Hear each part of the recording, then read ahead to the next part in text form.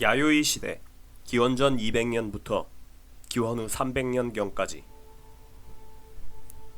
BC 3세기에서 AD 3세기 무렵을 야요이 시대라고 한다. 도쿄의 야요이 마을에서 처음 발견된 괴상한 토기 때문에 붙여진 이름이었다. 와, 이 토기는 조몬시대 토기보다 두께는 얇으면서 더 단단하네? 맞아, 화려하진 않지만 훨씬 더 실용적이야. 높은 불에서 구웠을 테니 분명 조몬 토기보다 발전된 것이네.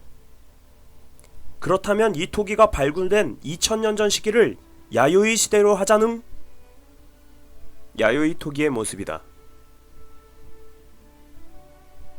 그런데 야요이 시대야말로 일본 열도를 기나긴 잠에서 깨게 한 엄청난 변혁이 일어나던 시대였다. 바로 농경과 금속기의 사용이 시작되던 때이기 때문이다. 다만 자생적으로 출현한 것이 아니라 모두 한반도에서 이주한 이주민에 의해서 전래된 것이었으니 당시 한반도에서 이주한 이들을 가리켜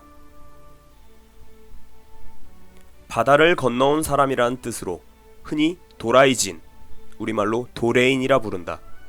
또라이진? 도레인이 한반도에서 왔다는 증거는 한반도와 가장 가까운 북규시 지방에서 야요이 문명이 시작됐다는 점을 들 수 있다. 이곳으로 기원전 200년경 벼농사가 처음 전래되는데 그와 동시에 계급사회도 함께 시작되게 된다. 어떻게 말인가? 벼농사는 다른 작물보다 수확량이 많지만 땅을 개간하고 김을 매는 등 많은 사람의 협동이 필요한 작업이다 보니 누군가 나서서 농사에 필요한 물을 배분하고 작업을 지휘해야만 더 효율적으로 일을 할 수 있었는데 이런 일은 흔히 평소 덕망이 높고 경험이 많은 자가 맡기 마련이다. 따라서 이들 농업 리더는 임무가 막중했지만 에헴! 농사 망치면 모두가 쫄쫄 굶어야 했으니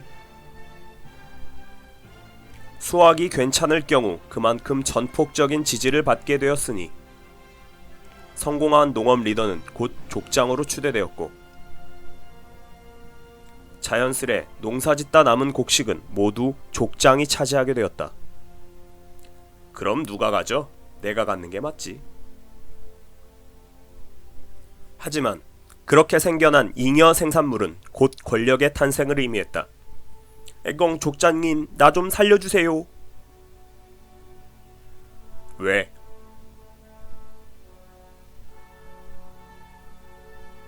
이번에 흉년이 들어서리 쌀이 없어요. 제발 쌀 좀 나눠주세요, 족장님.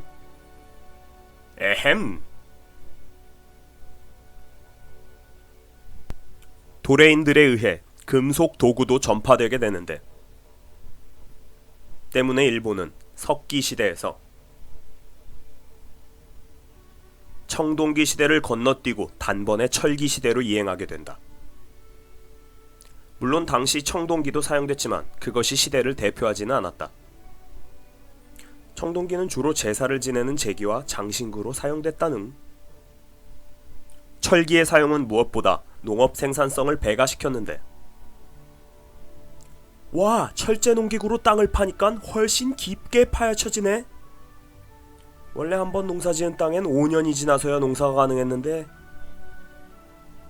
철제 농기구를 써서 흙을 갈아주면 3년에 한 번씩 농사를 지을 수 있겠네. 때문에 야요이 시대의 인구는 이전 시대와는 비교할 수 없을 정도로 빠르게 증가한다. 성읍국가, 쿠니들의 출현, 수확량이 늘어나 잉여 농산물이 쌓여가자 이를 약탈하려는 무리들이 여기저기서 나타나게 되었기 때문에 일본은 역사상 처음으로 전쟁이라는 게 생겨나게 된다. 이때부터 마을은 낮은 언덕 위에 형성되어 주변 지형과 적의 침입을 한눈에 볼 수 있도록 지어졌고, 마을 주변으로는 거대한 목책이 둘러쳐지고 망루가 세워졌으며, 그것으로도 안심이 안 되어 목책 주변으로 깊이 3m, 폭 6m가량의 거대한 해자를 만들어서 적의 출입을 막았다. 물론 해자가 있으면 여름철에 모기 서식지가 돼서 마을 사람들은 밤잠을 설쳤겠지만,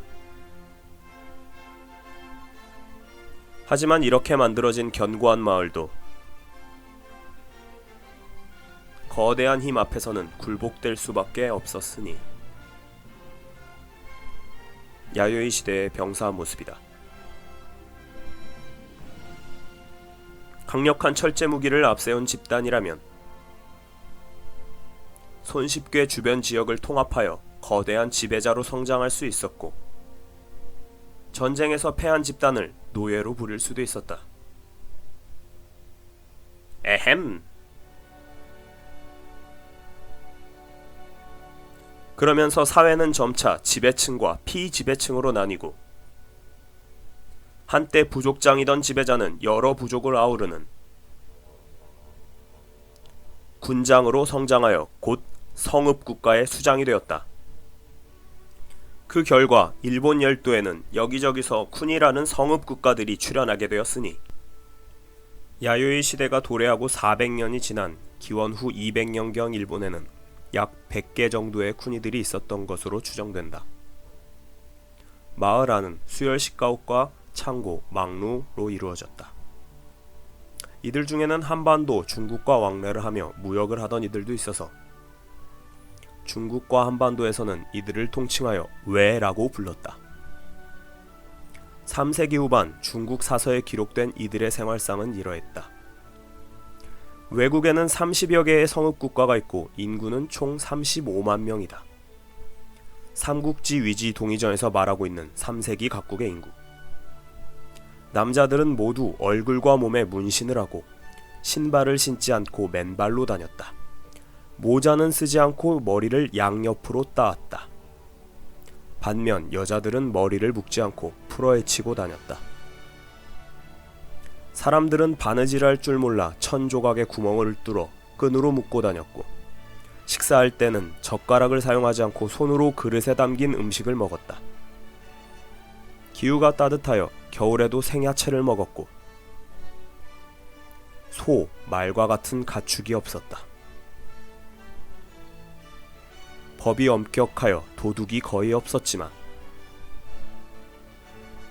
만약 법을 어기면 아무리 가벼운 죄라도 처자식을 노예로 삼았고, 무거운 죄를 진 자는 일가족을 몰살했다. 응? 한반도의 문화를 전수받았을 텐데 뭔가 좀 이색적인데? 400년이 지났으면 이미 양쪽 문화는 달라도 한참은 달라졌을 때임. 사실 그렇다. 사람들은 두세 대만 지나도 이전 역사는 까맣게 모르고 산다. 게다가 당시 일본은 문자도 없었을 때니 더욱 그러했을 게다.